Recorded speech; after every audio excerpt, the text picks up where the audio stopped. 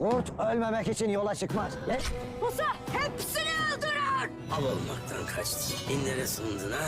Bugün bu topraklar kayı kanına doyacak. Unutmayasınız. Asımların bağrını delecek pusatlarımız kurdun otağını çakallar basınca cümle cihan bizim desturumuz karşısında diz çökecek. Mazlumların hakkı için alınacak özümüz var.